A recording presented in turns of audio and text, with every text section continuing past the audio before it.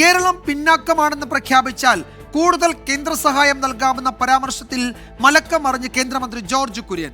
കൂടുതൽ വിഹിതം വേണമെങ്കിൽ ധനകാര്യ കമ്മീഷനെ സമീപിക്കണമെന്നാണ് ഉദ്ദേശിച്ചത് എന്ന് ജോർജ് കുര്യൻ ഇന്ന് വിശദീകരിച്ചു. സംസ്ഥാനത്തിന്റെ ഭാഗമാകേണ്ടവർ വികട ന്യായം പറയുകയാണെന്ന് മുഖ്യമന്ത്രി പിണറായി വിജയൻ കുറ്റപ്പെടുത്തി. ഞാൻ പറഞ്ഞില്ലേ, പിന്നോക്കം നിൽക്കുന്ന സ്റ്റേറ്റുകൾക്കാണ് കൊടുക്കുന്നത്. കേരളം പിന്നോക്കമാണെന്ന് പ്രഖ്യാപിക്കൂ, അപ്പോൾ കിട്ടും. ഞങ്ങൾക്ക് റോഡില്ല. എന്റെ ആഗ്രഹമാണ്, എന്റെ സ്വപ്നമാണ്, ഒരു ഉന്നത കുലജാതൻ അവരുടെ ഉന്നമനത്തിന് വേണ്ടി ട്രൈബൽ മന്ത്രിയാവണം. ഈ പ്രസ്താവനകളാണ് കേന്ദ്രമന്ത്രിമാരെ കുരുക്കിലാക്കിയത്. പ്രതിഷേധം കനത്തതോടെ ജോർജ് കുര്യൻ നിലപാട് മാറ്റി.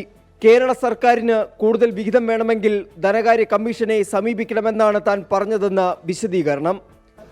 I stated that if the Kerala government wants more share, they should reach or request the Finance Commission to give more share. For that, some criteria are there. They have to fulfill that.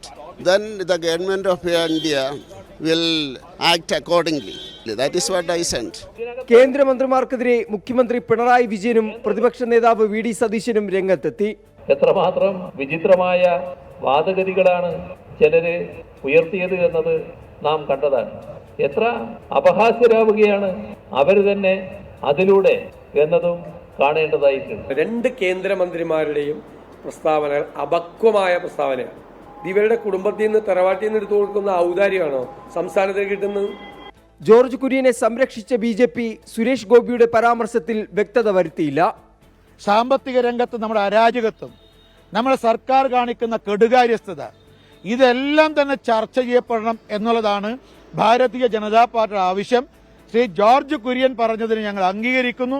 Suresh Gopi പറഞ്ഞതിൽ നിന്ന് എന്തെങ്കിലും വ്യത്യസ്തമായിട്ട് എനിക്കൊരു അഭിപ്രായം അക്കാര്യത്തെക്കുറിച്ചില്ല. സുരേഷ് ഗോപിയുടെ പരാമർശം വിശദീകരിച്ച് കുഴപ്പത്തിലാകേണ്ടെന്ന സമീപനമാണ് BJP നേതാക്കളുടേത്. 24 ഡൽഹി.